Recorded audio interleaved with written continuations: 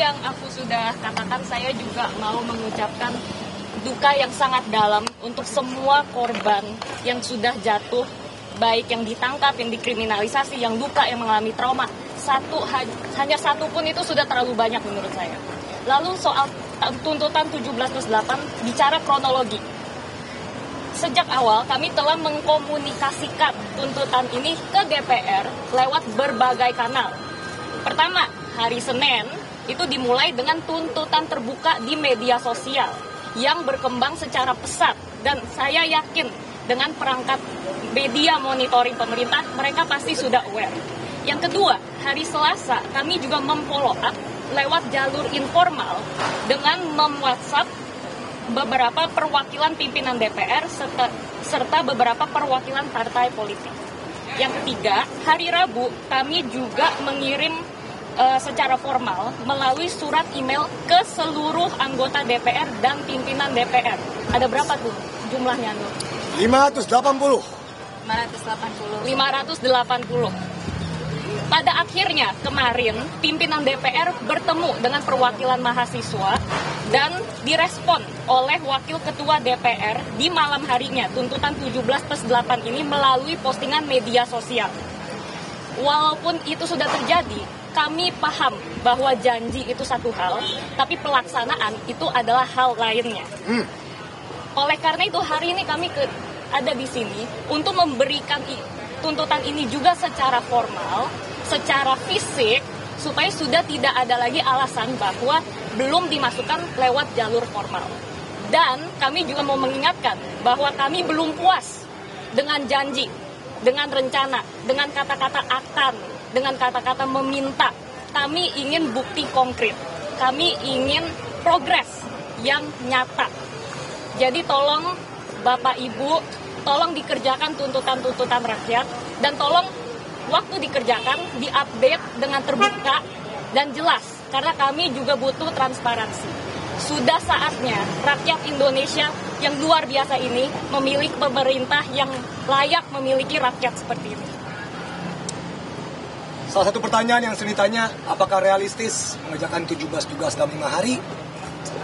Pertama, tuntutan-tuntutan ini bukan dibagi ke satu lembaga. Tuntutan-tuntutan ini dari 17, 2 atau 3 per institusi.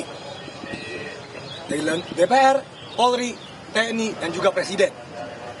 Dan kalau kalian masih ingat teman-teman reporterku, tahun lalu, di 22 Agustus, pasca putusan MK RUU Pilkada, bisa kok dikerjain dalam 1 malam saja? Jadi kalau soal speed pekerjaan, mereka bisa kok luar biasa jikalau ada niatnya. Sekarang aku lanjut ke tuntutan-tuntutannya. Sejauh ini 13 baru dimulai, 4 malah mundur, 8 belum digubris. Beberapa di antaranya yang mundur. Kekerasan aparat, korban di Bandung, keterlibatan TNI masih terlibat, pembebasan demonstran, proses hukum aparat polisi, memang sudah ada yang dihukum, namun baru 1. Dan banyak hal lain yang belum dimulai prosesnya. Tuntutan rakyat ada banyak, tapi salah satu sesuai dengan message kita, transformasi, reformasi, empati. Salah satunya adalah transparansi dalam anggaran. Tapi yang disuarakan adalah penyembuhan simptom, not the root cause, bukan akarnya. Kalau hanya disuruh berhenti flexing, hanya disuruh bersimpati di dunia online, itu menyembunyikan sesuatu, itu enggak menyembuhkan akar dari masalah, yaitu transparansi anggaran. Dan ini duit kita kemana aja. Sekian. Oke. Teman-teman mungkin mau banyak ada pertanyaan sekarang, tapi khususnya mungkin kenapa DPR gitu ya. Kalian kan udah ngirim juga, tadi udah dijelasin sama Abi kita, karena ya ini masalah bernegara, kami juga mau melakukannya semua secara formal.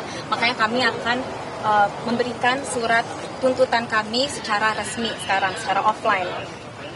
Saya pengen ngomong beberapa pointer saya. Pertama, setiap nyawa yang hilang, setiap keluarga yang berduka, dan setiap warga yang ditahan tanpa kejelasan adalah pengingat bahwa tuntutan ini bukan sekedar daftar poin. ini semua adalah aspirasi yang nyata.